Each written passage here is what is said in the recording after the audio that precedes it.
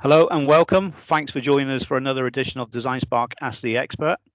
Today we're going to be talking to Pasi and Vladimir from STMicroelectronics, and we're going to be talking about industry IoT, talking about industrial sensing, and then also about the sensors and development kits themselves. So hi Pasi, hi Vladimir, thanks for joining us.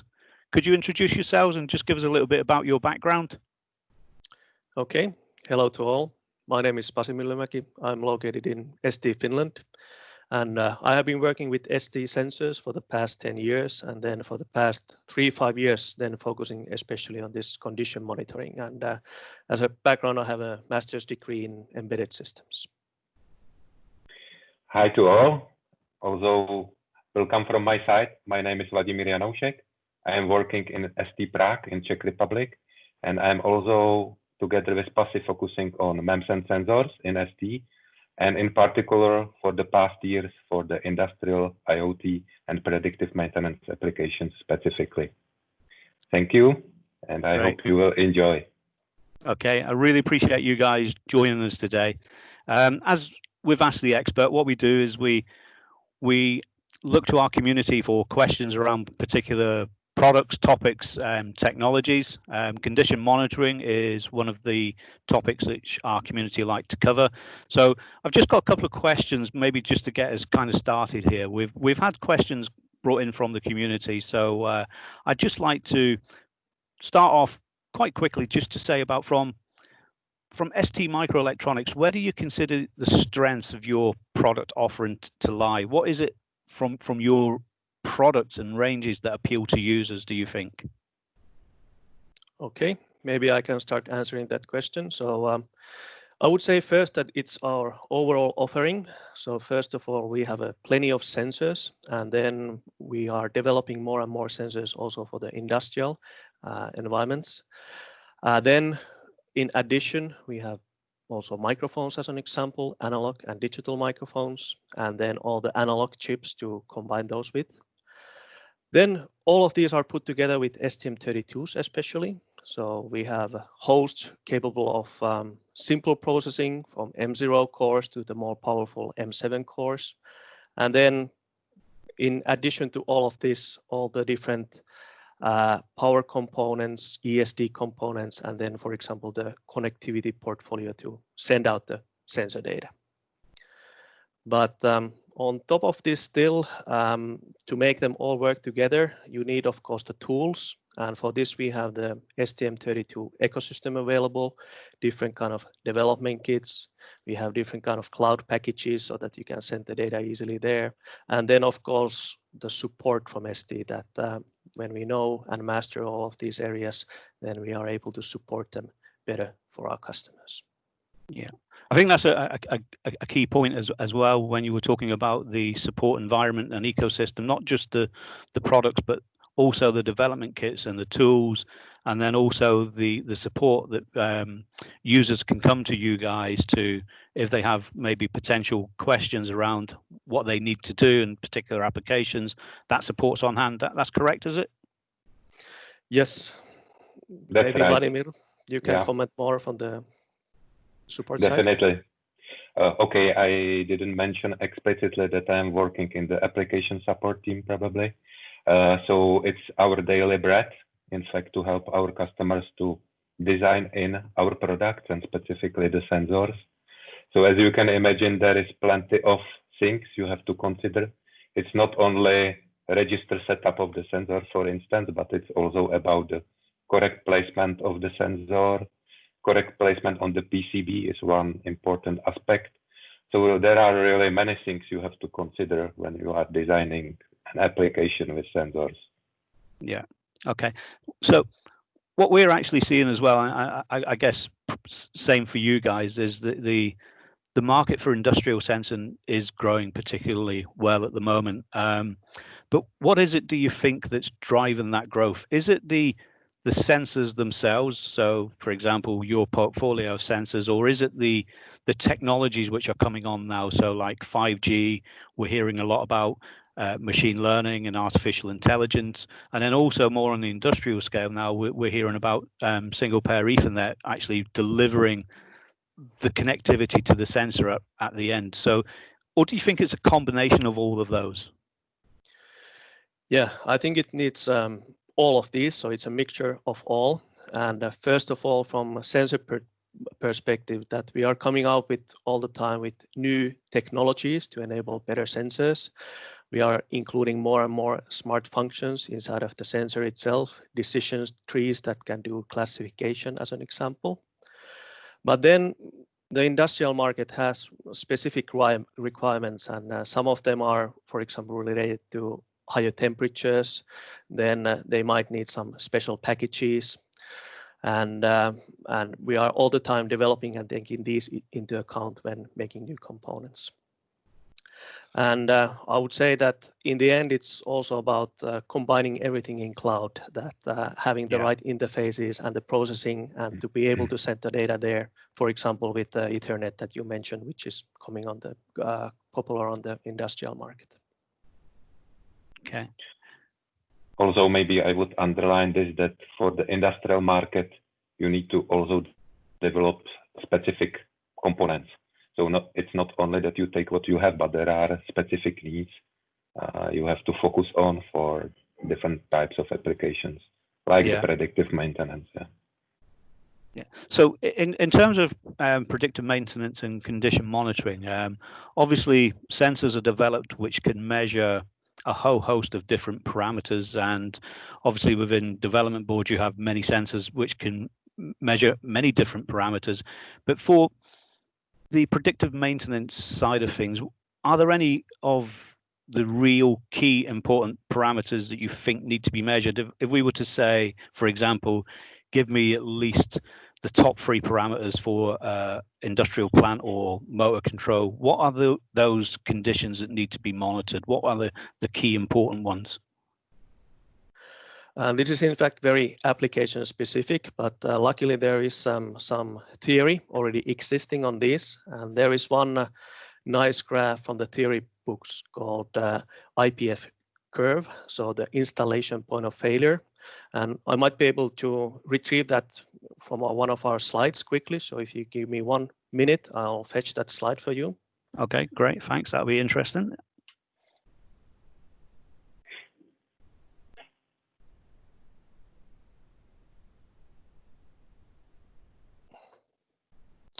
All right, are you able to see the slide? Yes, we are. Yes, thank you. All right, so this is showing the installation point of failure curve, where actually when the conditions start to change, you can see the time in the x-axis first of all, and then one of the first artifacts is actually ultrasound. And this is something that we can detect then with our analog MEMS microphones. And then the second artifact is then vibration, again something that we can detect with our MEMS accelerometers and vibration sensors specifically. So these are very well recognized in the literature also, and already taking place in the industrial market. The next artifact is related to the power, that for example in motor, if you are able to measure the voltage and the current that you drive, you can basically see some artifacts there, but it's actually coming after vibration as an example. And then after that, you can start to hear really audible noises, again something that you can measure with our MEMS microphones. And then things start to go wrong, so you can end up in heat, smoke, and failure, the topics you want to for sure avoid and repair the machine before it happens. So as said, this is explained in the theory books as a way how to monitor, and then you just need to select your right sensor for each of your use case for your exact application.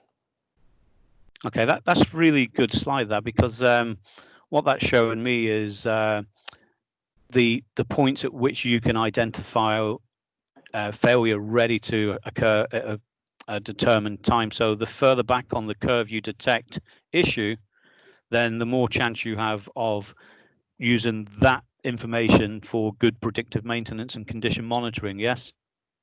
Yes, to fix it on time, and also to prevent that you make more failure to the machine itself, that you can repair it on time before it really goes completely broken. Great. So So, oh, sorry, Vladimir, you were about to say? Yeah, I just wanted to maybe complete a bit. In fact, it is clearly visible that small failures at the beginning are impacting other, let's say, components in the mechanical system. And the more you let the things run wrong, the faster you get to the real failure in the system. Yeah. This is also another aspect our customers are trying to avoid. Yeah. Yeah. Because, yeah, I think quite a lot of, particularly within industry, the main measurements they look at are the power, so the strain on the gear train, and then also heat as one as an indicator. But looking from the curves that you guys have just presented, there are indications much more in advance of that, and by the time you get to either heat or power overload, for example, you could be in real trouble and you need to act quite quickly. So yeah, that's a really interesting slide. So I recommend that people actually take a look at that, and then maybe look at one of the products which you guys do have on the market at the moment. Because I was going to say, from your portfolio, can you share me any of the product highlights? Now, I think one of the product highlights that we have demonstrated here at RS is the STWIN development board. So do you want to maybe just talk a little bit about that? About STWIN? Or Yeah. about the component, about STWIN. So maybe I will take this one, Greig. So I would suggest to start first with the STWIN abbreviation, because I think it's not clear to everybody. So STWIN basically stands for SensorTile Wireless Industrial Node. Hearing this, it means, okay, it was developed with the industrial sensing applications in mind. So it means STWIN integrates the industrial vibration sensor, described by Pasi a bit. Additionally, there is an inclinometer, ultra-low power accelerometer, temperature sensor. There is also IMU. So IMU, I don't know if everybody is familiar with this term. It's industrial measurement unit, which basically means combination of accelerometer and gyroscope in one package. And for us, for our case with STWIN, it integrates also so-called machine learning core, which includes support for AI applications in particular. On the board, there is also MEMS microphone with ultrasound capability. So this is another, let me say, ingredient which you like to see, and you saw it on the IPF curve, that it is important to look at the ultrasound spectrum as well. Then for the data logging, or the way to retrieve the data from the sensors, there are two, let's say, optimal, I would say, possibilities.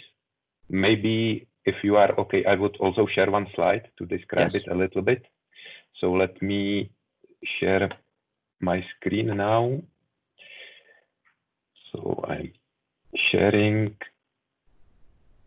and I think it is this one. So just let me know if you can see it. I will go for full screen as well. Just let me know. Yep, we can see. Okay, so basically from the connectivity point of view, the important part is the USB connector. So you can see it on the left side on this picture. Another portion which is important to get data out is the BLE module itself. So you can find there Blue NRG ST BLE module on the board. And from the connectivity point of view and for the data logging, I will just jump to the next slide. From the bottom side, we will find here the SD card. So basically what you can do, you can log all the raw data into the SD card directly. And if I am not mistaken, if you run all the sensors full speed, full steam, the throughput you need is 6 megabits per second. So it's really a huge, huge number of data you have to capture. Okay, this is STWIN. Let me unshare.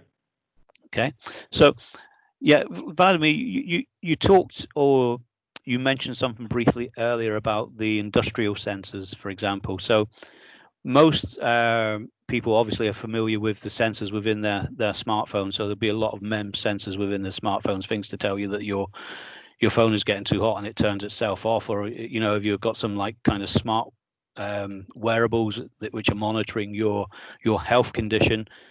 What's the real difference between the industrial sensors and the sensors that you find in smart wearables and smartphones, etc.? Okay, so maybe I can also answer this. So basically, okay, it was some years ago, we decided basically to run the industrial family of products. And the reasons for this were quite few. The first one is the robustness. So in industry, you need to focus on the robustness of the solution. So we decided to focus on this aspect. Another aspect which is also important is the accuracy. Very often you are expecting, compared to the consumer grade products or general purpose products, better performance, better accuracy. So for industrial products specifically, we are focusing on better trimming during the production, for example. So the products are more accurate.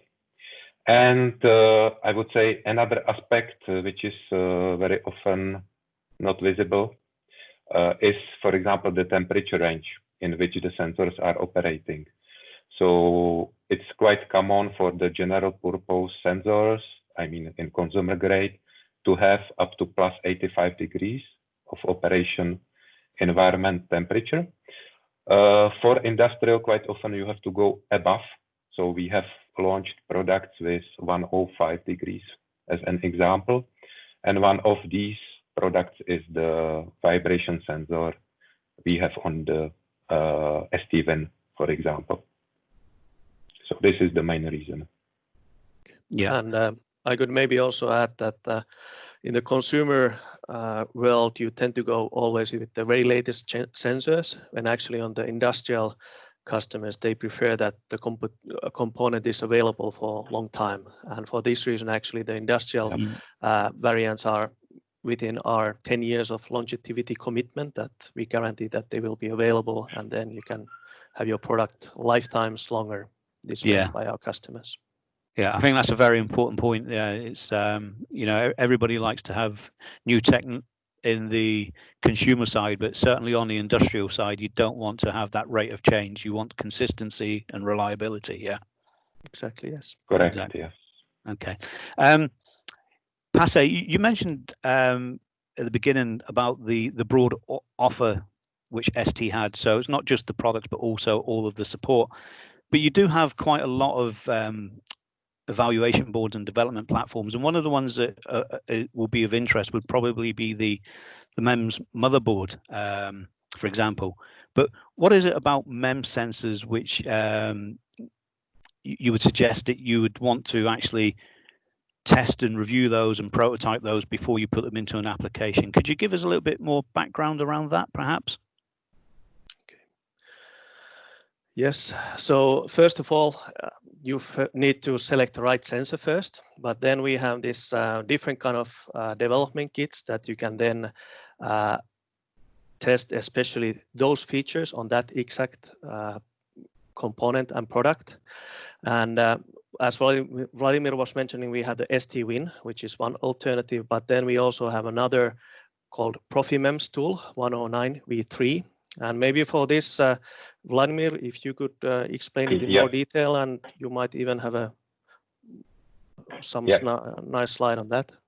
Yeah, I will share again my screen, and I think we will easily find the board. I have it prepared. Let me check it. Yeah, it is this one. So just let me know if you see it. Yeah, we see the slide. Perfect. So what we are talking about is, do you also see my cursor above the picture or not? Now maybe. Yeah, now we see. Yeah. Yeah. Okay. So the MEMS motherboard we were talking about is this one. So it's called MKI 109V3. And basically on this board, you will find the STM32 microcontroller, which, okay, as expected, is taking care about the sensor which can be attached to this DIL24 socket. So I have to say that for every MEMS sensor from our portfolio, we have a so-called MEMS adapter board, which is basically this board, which is hosting just the sensor. And you can plug it apparently to this socket, and you can basically take control of this sensor through a dedicated GUI, which is called Unico. And in this case, what you can do, you can fully control the registers. So you can set up the sensor according to your wishes. So you can change the measurement range, you can change the speed of output data rate, stuff like this.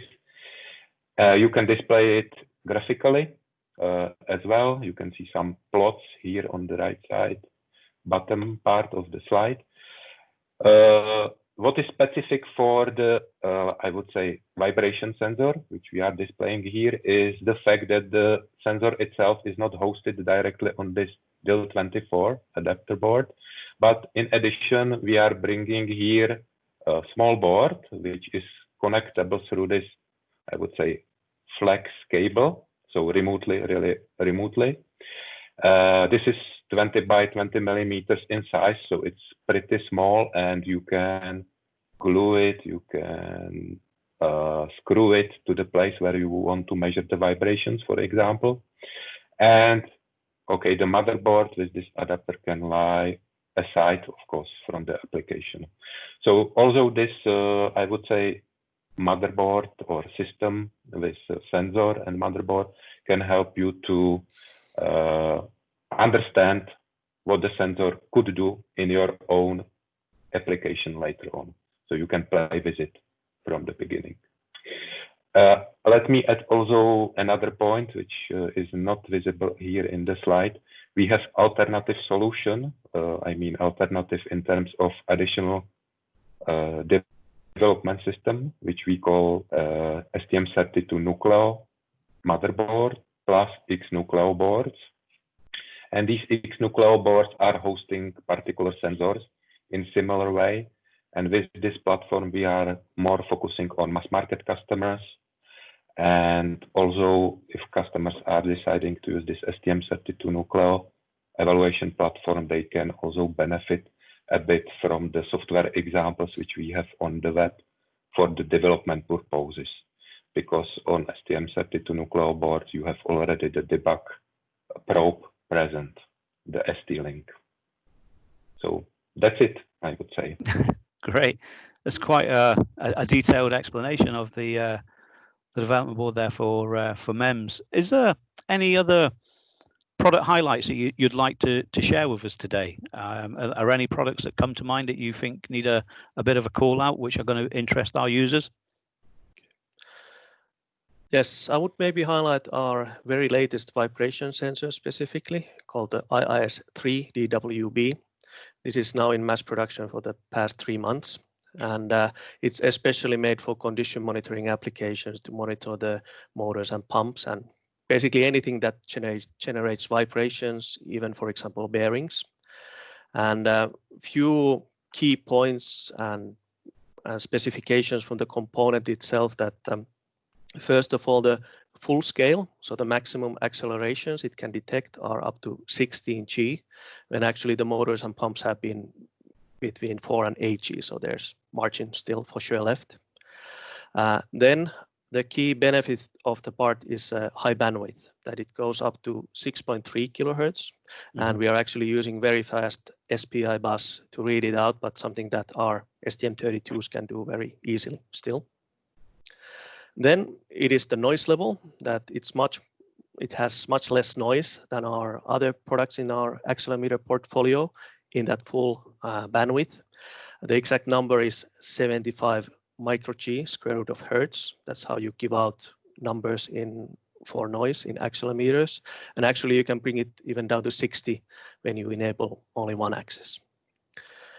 But then it's still made for battery-powered applications. The current consumption of the sensor itself is 1.1 milliamp. So from this perspective, you can for sure do these kind of devices. And then last but not least, I would say the operating temperature that Vladimir also mentioned earlier, that we support up to 105 degrees. So from this perspective, it's a perfect component for these applications and brand new, as I said. Great. I just want to clarify as well, the products and the offer that ST present to our customers, is it more around the products which allow customers to develop their end solution, or are there any kind of areas where you actually offer end solution products? But I know you guys have quite a lot of the support network, the environment and the tools which will help customers along the way. Do you just want to come back to me on that one? Yes, so I would say that by default, we are a semiconductor manufacturer. So we make the ICs, which are, by the way, the size is 2 × 2 millimeter and then a few millimeters up, so very small ones. But then we offer also development kits for them, which are then helping customers to really try out their features before they put on their own boards.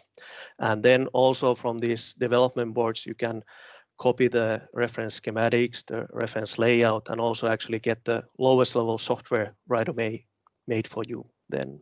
And then you can easily continue based on that. But then also that we have products that are going more to the end solutions, end products, like our pre-certified Bluetooth modules then, for example, that you can then just put directly on your end product, and they are pre-certified and pre-tested for Bluetooth communication as an example.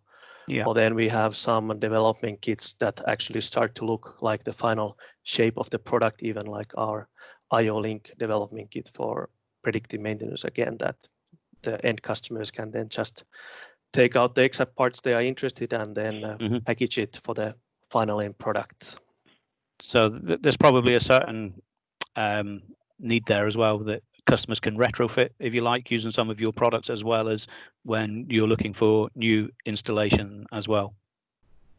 Correct. I would say that we have done our mistakes when developing the board, so we offer then the working solution for our customers, and they can then save up their own time by using those right away. Fantastic. Now, what we were talking about as well was that the growing need for industrial sensors. So do you find that many of the big brand automation suppliers are now including your products within their sensing solutions as well? Yes, I would say that indeed industrial automation is one of the growing areas for sure. And I would also say that many of them have taken the approach of having our digital MEMS sensors, then the digital host STM32, and then some kind of digital interface out, wired or wireless, for example, the Bluetooth low energy data I was mentioning earlier, that in a way it's also enabling new type of products for the traditional industrial world, which was more focused maybe on wired communication in the past. Okay, so one of the things about measurement, and just if we focus on STWIN, for example, how would we measure in real time using STWIN? Okay, this is a very good question, and I would start maybe with the fact how to use STWIN for condition monitoring specifically, because as you know, there is the vibration sensor present, which can go basically up to 6 kilohertz for measurement. So which is already, I would say, a frequency where you have to pay attention to how you fix the board to the place where you want to measure. So basically you should mount STWIN rigidly on top of the motor, for example, which you want to inspect. So you can use either the screws, as I said, for the mounting. Beside this, if you look into STWIN itself, you will see there is a battery, there are cables inside, other moving elements can be there. So it's good to mount them or to fix them again rigidly with a glue, something like this. In some cases, okay, our customers are also going to make their own housing, let's say. So we had cases where customers made metal parts, I mean holding the board, for instance, or they 3D printed something on their own. So you have 3D printers handy. With all above, what I just said, I have to say that we have been able to make accurate measurements. Also, we were testing the STWIN, for example, for bearing inspections. So we were able to see responses from the bearings coming there. Okay, not everybody is going to 6 kilohertz range. There are applications and there are some norms even telling you that it's okay to measure up to 1 kilohertz only. So with this in mind, okay, you can use a magnet, for instance. So you can design your own board even with the sensor and micro, attaching it with a magnet to the place where you want to measure. What we mentioned earlier, and when we were talking about the MKI-103 motherboard, okay, it's an alternative way, and I think it's also a good idea to consider it because it's another ready solution from ST. You saw this 20 by 20 millimeter small board with the vibration sensor only on the board.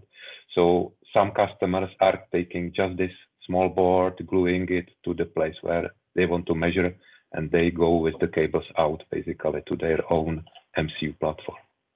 Okay, yeah, that was, I was just going to mention about the connection methods and interfaces for STWIN. I think you've explained a few already. Are there any more that you want to expand on?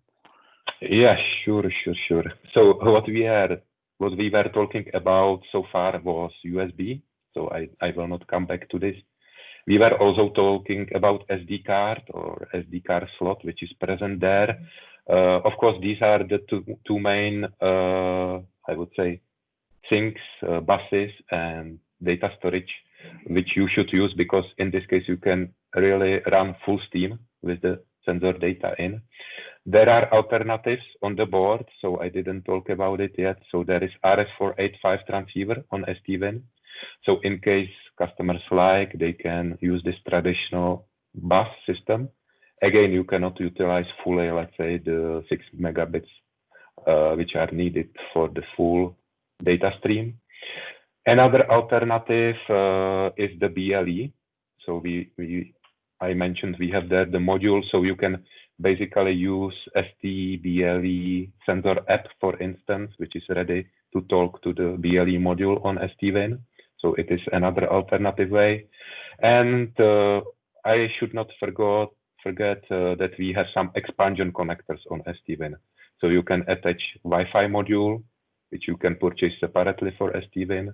There is also additional, I would say, connectivity possibility, where you can attach LTE and BIoT 2G module, which we call STWIN cell, if I'm not mistaken. So this is also an alternative. So yes, we are allowing customers to expand STWIN with different flavors of connections. And I think Pasi already mentioned IO-Link previously. If there is a specific need like this, we have dedicated board. So IO-Link is specifically for factory automation customers. Yeah, requested. Yeah. It sounds quite a comprehensive offer that you guys are giving with STWIN. It's it's really cool. Yeah. I want to come back to vibration sensors. The IS3 DWB at 27 kilohertz. So, Pasi, what about is there a way to buffer the data with the vibration sensor, for example? Okay, maybe I will take this one. Sir. Although, so it is more related for the application. Okay, as you said, Greig, the output data rate is 27 kilohertz, which is quite high speed, let's say. So considering the 3 axis of accelerometer data in 16-bit, it's above 1.2 megabit per second of speed you have to handle. Okay, if you are in battery operated application, normally you don't like to be always on with your microcontroller and to basically capture the data as they come. but you rather want to buffer them. For this, there is a 3 kilobyte FIFO buffer embedded, and it was mentioned by Pasi earlier as well. And okay, I would say for the FIFO itself, there are different functions which you can program, but I would mention one which is quite interesting for predictive maintenance specifically. And it is the fact that the FIFO can be linked with interrupts coming from the sensor to the microcontroller. So for example, you can imagine a situation where you are filling the FIFO up to some level of, I would say, records. And if you reach this level of records, you are generating interrupt to the MCU. And for example, this amount of data can be perfectly linked to the algorithm you run in the microcontroller. So for example, the RMS speed calculation engine requires this or that amount of data to process it. So you can easily link the FIFO configuration with this need. So I think this is the most important and interesting function. There are many more, but I think we don't need to go through them right now. Okay. And I would maybe add that actually for the buffer itself, FIFO buffer, we have our pre-made C driver available in our web page under the component. So that's the easiest way to get it, to start using it yourself by the customers. Yeah. Okay. Examples are always good. And absolutely. Makes sense to look through. Yes. So we've been talking about different terms today. So I'll be mentioning condition monitoring, condition-based monitoring, predictive maintenance. Could you just give us a little bit more? What do these terms represent to you guys at ST? Yes, indeed, these terms are used in different ways depending on the perspective and the background of the people. But I would say for me, the condition monitoring is the most widest definition. So it includes the vibration monitoring mentioned earlier, temperature monitoring, but then it can also include oil analysis as an example, then the different kind of acoustical measurements, and for example, also infrared as an example. Mm-hmm. But then preventive maintenance is then taking into account the maintenance plan of the assets, and it's usually done on regular intervals. And then predictive maintenance instead adds more intelligence to the picture, so sensors and then analyzing the sensor data. And then this way you can, in a way, make the maintenance plans more faster. You can start to repair the machines earlier, and then, as said, use the latest tools of the also AI and these kind of topics to understand your machine better. Okay. So one of the other things, obviously, that I think we touched on briefly, but we're getting quite a lot of user comments on is about artificial intelligence. So for ST, what's the offer behind artificial intelligence, and have you got any advice that you can give to our users? Yeah, I would maybe again take the vibration monitoring as one example. That first of all, before AI, that if you just have the right kind of sensor data, you can do a lot of analysis just from the RMS level of the signal. Also, you can do integration for velocity and analyze that information. That is what is happening on the market at the moment already. But then the next step would be to move, for example, to the frequency domain by using FFT algorithms, and then you can in a way start monitoring the equipment based on certain frequencies specifically. And then the next step would be to start implementing AI, and one of the methods could be that we have also a brand new sensor called ISM330 DHCX, which actually has a machine learning core inside of the sensor itself, and this can be used for classification of the movement.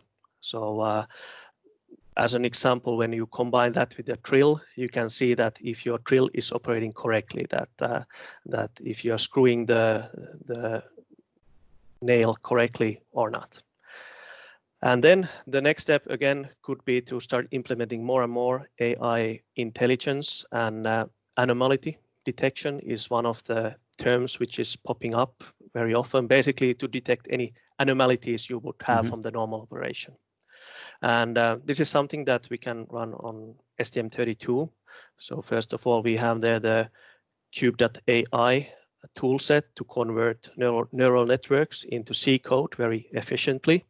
And then for anomaly detection specifically, we just made a recent press release with a partner to run that on STM32. So these kind of tool sets are then available from ST and also from our partners that are mentioned in our web page. Fantastic. Just as we were talking about AI, I was actually thinking about obviously machine learning, but then also remote machines that might be battery powered, for example, battery operated, or you need your sensor to be battery operated because it's remote, for example. So your vibration sensor, I think, has like 1 milliamp of current consumption. Are there any things that you would offer to reduce the battery consumption? Are there any tools or any references that you could give? Okay, I will take this one, Greig. And in fact, okay, 1 milliamp is quite a lot of current the sensor needs compared to sensors which we have in our portfolio from the accelerometer's point of view. Nevertheless, okay, there are at least 2 system level recommendations I would give, and I will talk about them now. The first one, it's okay, in typical battery operated condition monitoring application, the fact that the monitoring system itself is not running permanently. So you should not be scared from the power consumption, definitely. Okay, I have evidences being the first level support for our customers that many of our customers are running the application and either once per day, or there are some who runs it once per week, something like this. Because, okay, you can imagine that the motor, for example, is not degrading, let's say, in hours. It was designed to last long. Yes. So, okay, in these systems, okay, the sensor is not running that often, let's say, typically. The second recommendation I would like to mention is also on system level. And in fact, in this case, I would bring in an idea about using 1 additional accelerometer in the system. So typically, the recommendation for mechanical systems where, okay, something turns, rotates, or something like this, it generates vibration. Of course, we want to measure it. Therefore, we can implement some wake-up function. Okay, when the system starts, we wake up and we start to measure something. So what we are proposing to our customers is an ultra low power accelerometer, which is IIS2 DLPC accelerometer specifically, which is capable to run with below 1 microamp of power consumption in a wake-up mode. So waiting for vibration. And then, okay, if you sense the vibration, you wake up the MCU, and the MCU wakes up the vibration sensor to get the data. So this is the way how you can basically optimize the consumption on the system level in practice. Great. And are there any other tools or software which you guys would recommend for example, STWIN? Are there any other tools and things that you can recommend to our users? In fact, what we were not talking too much about is the software or the firmware support for STWIN specifically. So for STWIN, I think it makes sense to point out 2 key packages. So they have quite complex names. So I would rather recommend you to look in st.com searching for STWIN. So the first one, I will briefly say it's called STWIN Kit 01 software package. This one includes the high-speed data logging we were touching a bit earlier with the SD card logging and the USB logging. So this is important, I would say, software package to look in. The second one, okay, in this one there are other examples, of course, for other parts of the system. of STWIN system. But the second one, which is more interesting for the predictive maintenance application, is again a software package with complex name. It's called FP-IND-Predictive Maintenance 1. Again, look at st.com to find it. It's better. And here in this specific package, we have two examples. One is giving you the predictive maintenance application sniff through the BLE into your phone. So you can inspect what is happening in your system directly on your phone. The second example, which may make sense to mention, is with the Wi-Fi module attached. And we also didn't touch too much the cloud connectivity. And with Wi-Fi, as you can imagine, you can do it easily to go through access point to a cloud. Mm-hmm. So we are offering several software packages, and even we have ST dashboard running at st.com, which displays you the predictive maintenance data or condition monitoring, let's say data at ST dashboard directly from your STWIN. Okay, I think the last package I would like to mention is dedicated to audio products, to microphones, which are on the STWIN platform. So we have specific software package called X-Cube MEMS Mic 1, again, complex name, and it includes support for the ultrasound and also for the audible band microphone, specifically. Okay, the offer is wide, and you can expect we bring more, and I cannot tell more now, but it's coming. So we will release much more.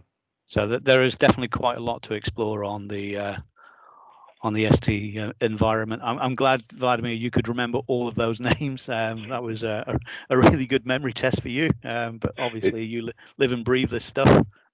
It's daily bread for me. Okay, I think what we'll do, we'll put some links down below the video, so our users can obviously go and have a look at all of this, these great products, the great support area, and obviously the ecosystem you guys have supporting all of your products for industrial sensing. So yeah, I think we're actually finished now. The questions that we've had through the community have been answered. Is there anything that any closing statements that you guys want to make? Are there any other pieces of information that you want to get across? Yes, so I would say that if you are interested in condition monitoring, really the STWIN development tool is the best one in my perspective, because it offers really many different kind of sensors, what you want to measure, vibration, temperature, or audio. And then we offer a lot of tools then for you to make your first initial measurements, either to store them on the memory card or then to stream them to your PC. And then you can learn what kind of signals your machines are generating. And then based on this, you can make the next steps to implement your final end product. And the development kit is well available. And there's plenty of software packages available that Vladimir was also mentioning. So feel free to give it a try and then contact us if you have any questions. And we are here to help you. I would also add a few words specifically on STWIN hardware itself. So we were talking about it mainly linked to the predictive maintenance or condition monitoring applications. We have to make it clear that the platform is also useful for other applications, because there is not only the vibration sensor present. Specifically, for instance, there is an inclinometer. So we have this ultra low power accelerometer. So there are applications out of predictive maintenance you can test STWIN with. This is the message. And I think this is a good conclusion for the talk we made. Great, fantastic. STWIN, yeah. Okay, I really appreciate you guys taking the time to join us today for Ask the Expert. So Pasi, Vladimir, thanks very much for your time, and we look forward to talking to you again at some point in the future. Thank you for you and for all the listeners and viewers. Thank you, Greig, and okay. Talk to you soon.